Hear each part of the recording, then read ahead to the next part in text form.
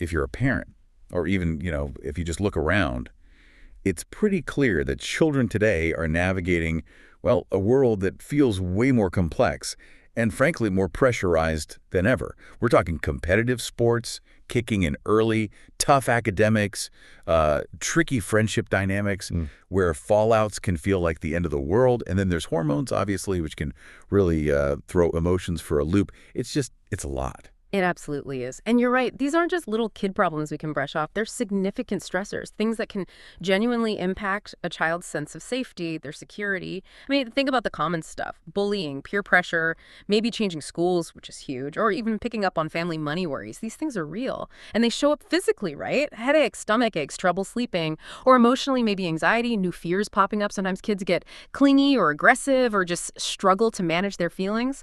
That's a really important way to frame it. These are stressors.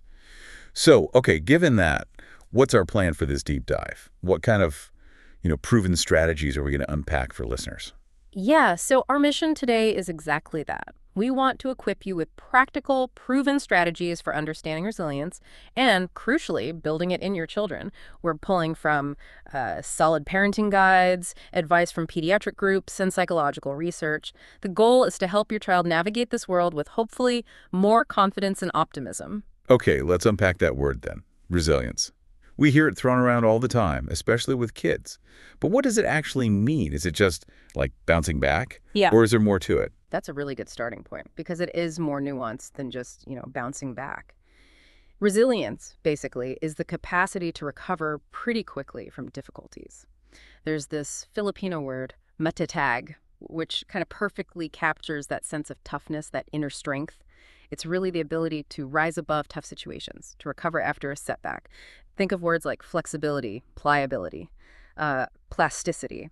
But the really key thing here, resilience isn't just some fixed trait you're born with. It's fundamentally a mindset.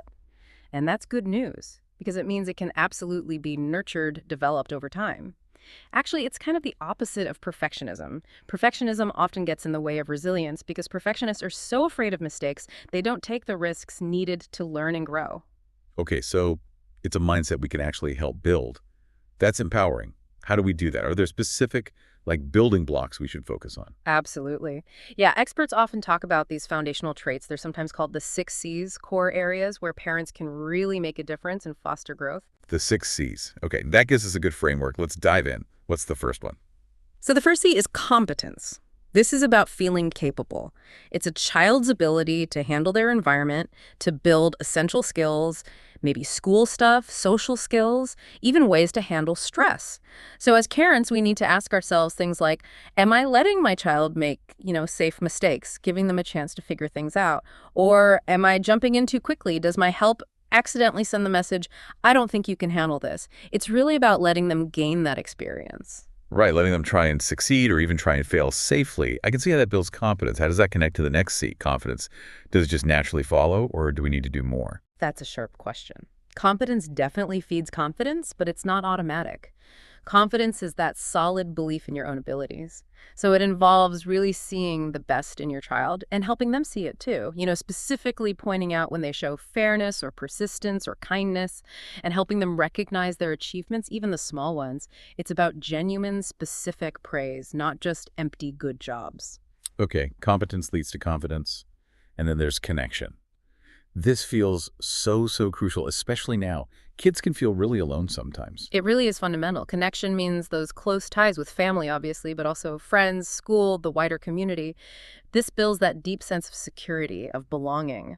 For parents, the big thing is creating a home environment that feels emotionally safe, a place where kids feel okay expressing all their emotions, the good and the bad, and where they learn how to work through conflicts together. And outside the home, things like joining clubs, sports teams, religious groups, that really helps too, broadens their support network. Makes total sense. Okay, what about character? How does that play into resilience? Character is that basic sense of right and wrong. Kids with a strong character tend to have better self-worth, more confidence, and they usually make wiser choices, thinking more about the future. We can nurture this by helping them understand how their actions impact others, the ripple effect. And by talking about values, what's important to your family, modeling empathy is huge here. And the 5th C? You mentioned 6. Right. The fifth is contribution. This is about understanding the importance of making a difference, however small. When children help others, maybe through chores that benefit the family or actual volunteer work, they gain this powerful sense of purpose. And that feeds back into their confidence. I can do things that help, strengthens their character, and deepens their connection to others. Feeling like you matter makes a huge difference. Okay, wow. Competence, confidence, connection, character contribution.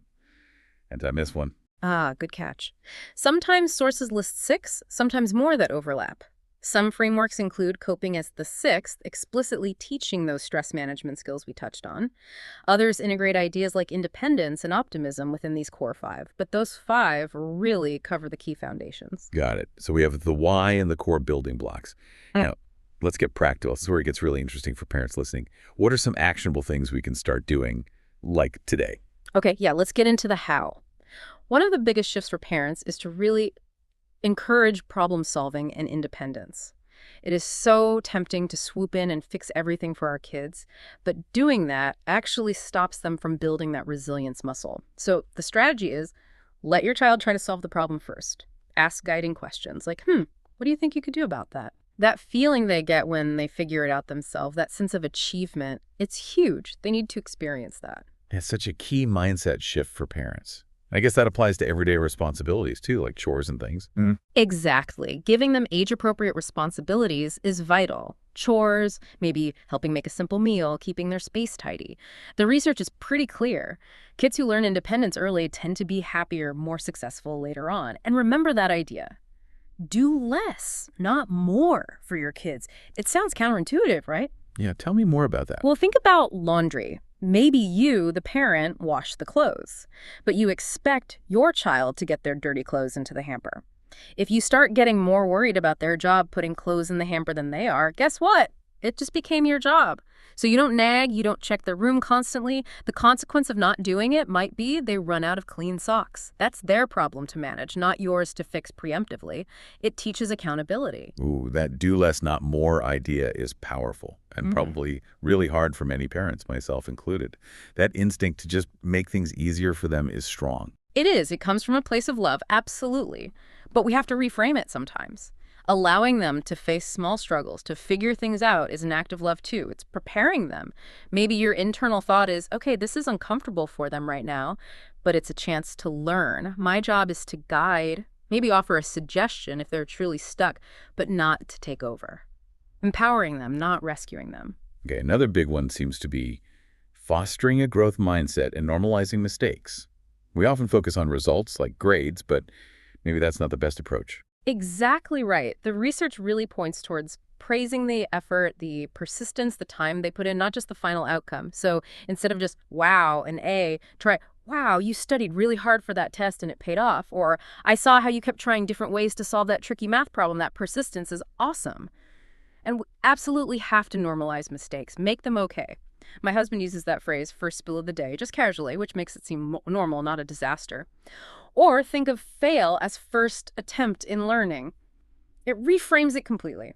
And crucially, kids need to see us mess up. And they need to see how we handle it. Don't hide your mistakes. That's a great point. How do we show them that? You actually talk through it. Like, oops, I totally forgot about that appointment. Ugh, I'm feeling frustrated with myself right now. Okay, deep breath. What can I do to fix this? I need to call and apologize and then put a reminder in my phone for next time. You're verbalizing the whole process, acknowledging the mistake, the feeling, the calming strategy, and the plan to learn from it. That's a real-time resilience lesson. That is so practical. Because failure isn't the end, right? I look at some of those successful people out there. Not at all. Think about James Dyson, 5,127 failed prototypes before his vacuum worked. Or Stephen King getting rejected 30 times for Carrie. Or the founder of GoPro, Nick Woodman, losing millions on his first company. People with that grit, they think differently. They don't see setbacks as, like, I'm a failure. They see them as temporary problems, things they can analyze, learn from, and change their approach next time. That mindset is key. Maintaining hope, seeing the path forward, and modeling that ourselves is huge, like you said, sharing our own struggles. Exactly. We need to model taking reasonable risks and share our own stories. There's a great example of an economist, Dr. Robert Summers. He shared his whole grant application process with his sons, the hope, the work, the waiting, the possibility of disappointment. He taught them, life goes on, win or lose, and big things often take hard work and setbacks. Or Tyler Wagner, who trained intensely for Kilimanjaro but got altitude sickness and couldn't summit. He didn't hide his disappointment from his kids. He talked about it, but also about adapting, enjoying the safari they did instead.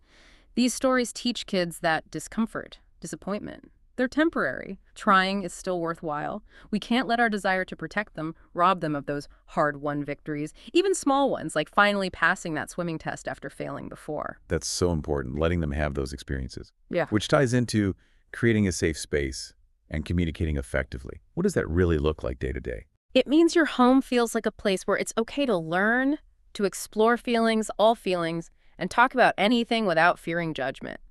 You know that saying, if you don't listen to the small stuff when they're little, they won't tell you the big stuff when they're older. That's it. Practice active listening. Really try to understand. Repeating back what they said helps. Wow, so it sounds like you had a really frustrating day at school. It shows you're hearing them and gives them a chance to correct you if you got it wrong. And keeping it manageable, right? Not overwhelming them with long lectures. Definitely. Especially with younger kids. Keep conversation shorter. Maybe 30-second chunks of information, then check in. Watch for cues like fidgeting or eyes glazing over. That's your signal to maybe back off for now. And always, always be honest and validate their feelings. If they're sad about losing a game, don't say, it's just a game, get over it. Try, I know you really wanted that win. Losing feels tough sometimes. That validation builds trust like nothing else. Okay, so listening, validating, and then there's modeling resilience and teaching emotional regulation. Our own reactions really set the example. They absolutely do. Try to show a positive, problem-solving attitude when you face setbacks. Like if a family trip starts going wrong, flight canceled, hotel mix-up, you can acknowledge it's annoying, this is frustrating, but then shift to, okay, this is tough, but we'll figure it out together. What are our options? It shows them how to handle bumps in the road without falling apart. And explicitly help them identify their own emotions. Are you feeling frustrated? Angry? And teach simple calming techniques, counting to 10, taking deep breaths. It takes practice for them and for us. And share your coping strategies. When I feel overwhelmed like this, sometimes I just need to take a 5-minute break and listen to some music. It shows them adults need these tools too. That directly leads into building strong relationships and promoting play. Those connections are buffers against stress. Huge buffers. Prioritize quality family time, whatever that looks like for you. Encourage friendships with different kinds of kids, maybe get involved in various activities. Building that strong support network is key, but don't underestimate the power of play. Real, unstructured play is vital for kids' cognitive, physical, social, and emotional health.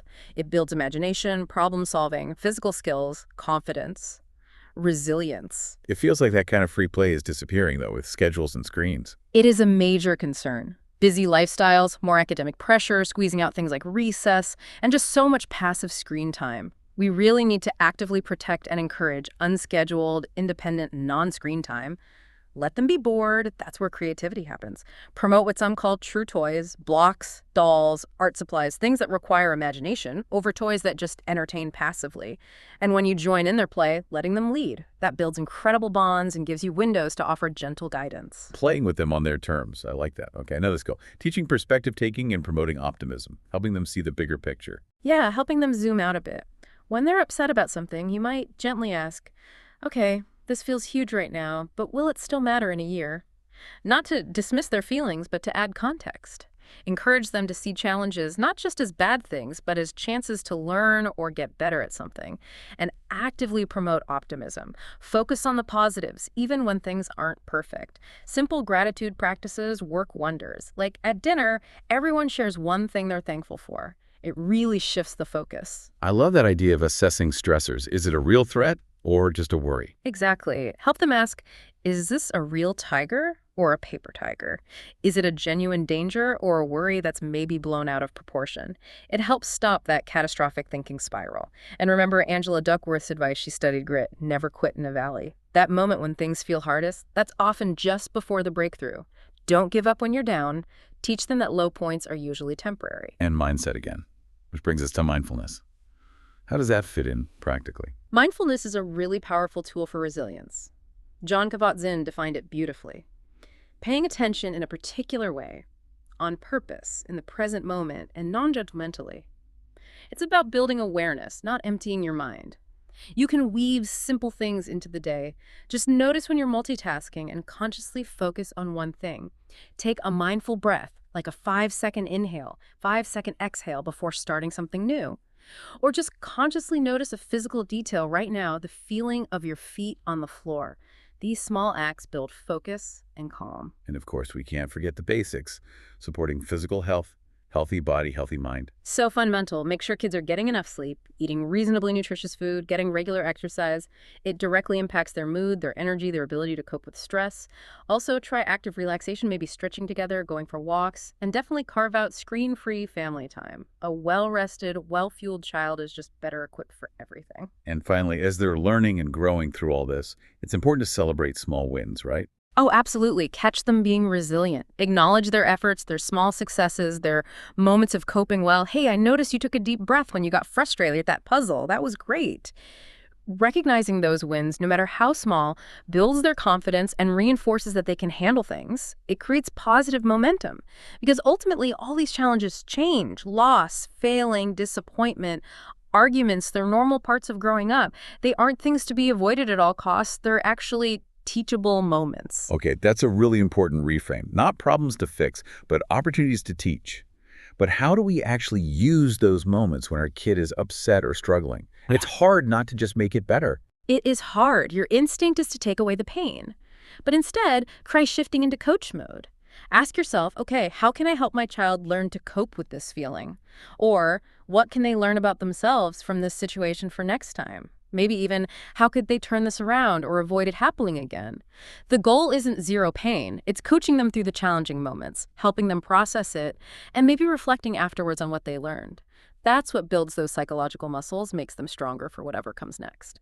So bringing this all together, what's the big takeaway for parents listening? It sounds like building resilience isn't a quick fix, but more like an ongoing process. Exactly. It's a journey for kids and for us parents. Resilience grows bit by bit with consistent practice and lots of support. But by consciously using these strategies, encouraging independence, making mistakes okay, being that safe space, modeling how you cope, promoting play and health, you really are giving your children incredibly valuable tools. Tools to navigate life's ups and downs with more confidence and hopefully more optimism. And maybe here's a thought to leave you with, kind of a provocative one.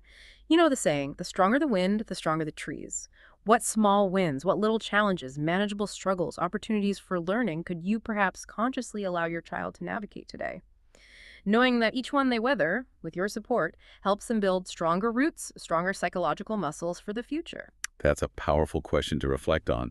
For listeners interested in exploring mindfulness further, resources like smilingmind.com.com, calm.com, and keltymentalhealth.com offer some great free guided meditations and tools.